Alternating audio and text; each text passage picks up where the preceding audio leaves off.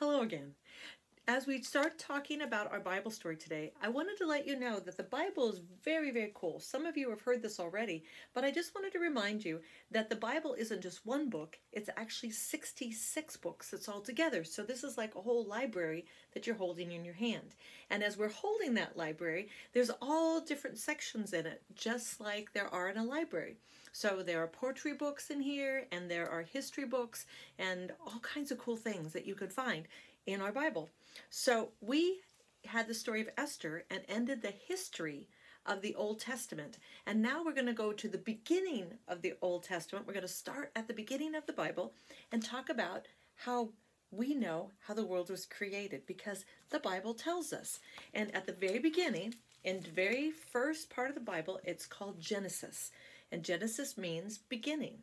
And the beginning says, "In the beginning, God created the heavens and the earth. Now the earth was formless and empty. Darkness was over the surface of the deep, and the Spirit of God was hovering over the waters." So basically, everything was sort of this chaos kind of a thing. Nothing was really set up and ready to go. And God said, "Let there be light." And there was light. And God saw that the light was good, and he separated the light from the darkness. And God called the light day, and the darkness he called night. And there was evening, and there was morning the first day. So the very first thing that God created was light, because he knew we as people, we really need to have light. It's scary when we don't. And just a little bit of light can have such a big impact. So the first thing he created was light for the day and dark for the night. And then it said, "And God said, let there be an expanse between the waters to separate water from water." So God made the expanse and separated the water under the expanse from the water above it. And it was so. God called the expanse sky. There was evening and there was morning the second day. So when you think about that, it's sort of interesting to think about the waters above the sky and the waters below. Now, scientists have this really cool theory that that expanse was like a bubble of water that was all around the world. There are other planets that have rings of water around them, and Earth could very likely have had one itself. And that would have explained a lot of the things that happened that we're going to read about farther in the Bible, because that would have made our Earth like a big, I'm going to use a big word here, terrarium. A terrarium is like a contained, like a greenhouse kind of a thing, where everything is all sealed in, and that the moisture can just come, and it goes up and comes down and goes up and it comes down. And that supports some of the stuff that we know about what was happening at the beginning of the earth, because it also tells us in a couple more verses that it had never rained before. And it didn't have to rain because it had this wonderful greenhouse kind of environment. That kind of thing is going to be the perfect situation for the next thing that comes up, which is, it says, "And God said, let the water under the sky be gathered to one place, and let dry ground appear. And it was so. God called the dry ground land, and he gathered waters he called seas. And he saw that it was good. Then God said, let the land produce vegetation, seed-bearing plants and trees on the land that bear fruit with seeds in it according to their various kinds. And it was so.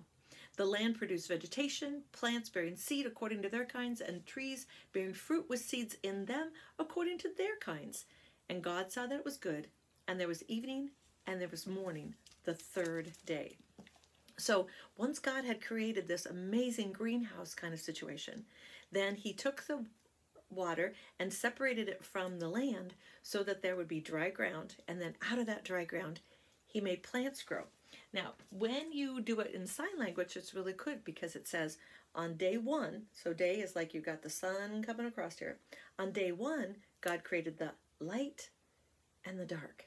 So it was the day and the night. On day two, God created the expanse, which we sort of call it like the bubble, sort of the ring of water around the earth. On day three, day three, God created the land, so it's all the water around the land, and all the plants. So here's my like a tree growing up out of my land here. We're just getting started with this story, but it's really cool to think about that God had a plan, and there's a perfect order. God knew we needed light. He knew that we needed to have the perfect environment for things to grow, and he knew what would grow in that environment that would make everything the perfect place to be. And so we're going to talk more about a story as we go on over the next couple weeks. To help you remember the story, I gave you some things. First of all, I gave you a little pot, and I gave you a marker so that you could decorate it, so you could remember about the seeds growing out of the ground once God separated the land. I also gave you some bubbles. Please use these outside. Don't use these inside. This is not a good inside toy. But to remind us of that bubble that he created around the world.